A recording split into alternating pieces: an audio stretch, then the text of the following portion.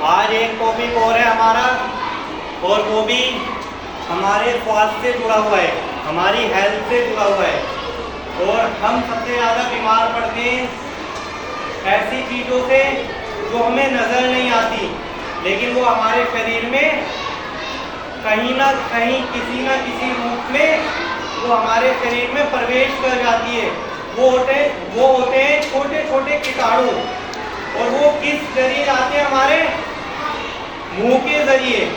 और वो मुंह के जरिए कैसे जाते हैं? हम जब हमारे हाथ गंदे होते हैं और गंदे हाथों को हम कहीं भी लगा लेते हैं, दीवार पर लगा लिया, डेस्क पे लगा लिया, सीढ़ी चढ़ रहे हैं तो उसके रेलिंग पे लगा लिया, और जहाँ जहाँ मुझे टच करते हैं तो हमारे हाथों में क्या आ जाते हैं? छोटे छोटे कीटाणु आ जाते हैं। उन कीटाणुओं से क्या होता है? वो हमारे पेट में चले जाते हैं और पेट में हमारे इन्फेक्शन कर देते हैं, जिससे हमारा भोजन, जो हम भोजन खाते हैं, वो हमारा ठीक से पचता नहीं है और हम जल्दी जल्दी बीमार हो जाते हैं। और हमारे पेट में उनकी वजह से कीड़े भी हो जाते हैं, पेट में कीड़े। तो सबसे ज़रूरी है हाउ टू हैंड वॉश, हमें अपने हाथों को कैसे धोना है। ये तो सबको पता है कि हाथों को धोना चाहिए, पता है ना ये सब, लेकिन उन्हें कैसे धोना है हाथों को, उसके लिए एक स्टेप है सुमन के। कौन सा स्टेप है? सुमन के, SUMAN-के। S का मतलब सीधा, U का मतलब उल्टा, M का मतलब मुट्ठी, A का मतलब अंगूठा, N का मतलब नाखून, और K का मतलब कलाई। ये एक ऐसा स्टाइल है जिसके जरिए हम अपने हाथों की अच्छे से सफाई कर सकते हैं। चलो मैं बताता हूँ एक एक कर स्टेप। S का मतलब सीधा।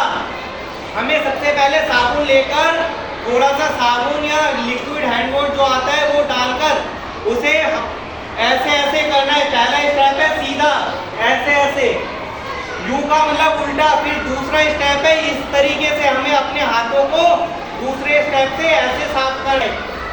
हर स्टेप को कम से कम 5 सेकंड 5 बार गिनती गाओ, चाहे मन में 1 2 3 4 5, 1 2 3 4 5 ऐसे कर। तीसरा स्टेप है मुट्ठी। हमें मुट्ठी को ऐसे बांधनी है और ऐसे ऐसे कर दोनों तरफ से 5 बार, दोनों तरफ से 5 बार करनी है। चौथा स्टेप है अंगूठा।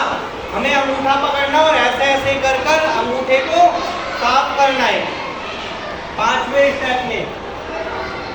छठा स्टेप है हमारा नाखून। नाखूनों को ऐसे ऐसे कर हमें साफ करने, ऐसे ऐसे कर अच्छे से नाखूनों को साफ करने। और हमारा लास्ट स्टेप है K फॉर कलाई।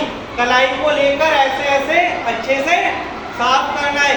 ये जितने भी हमारे स्टेप है, इन्हें पूरा अच्छे से करने के बाद हमारे हाथ पानी से धोने पर बिल्कुल साफ हो जाते हैं और हमारे हाथों के अंदर कोई भी जर्म या कोई भी कीटाणु नहीं रह पाते। उसके बाद हमें कोई भी खाने की वस्तु इस्तेमाल करनी चाहिए और उसे तब खाना चाहिए जब हम अच्छे से हाथ धो लें।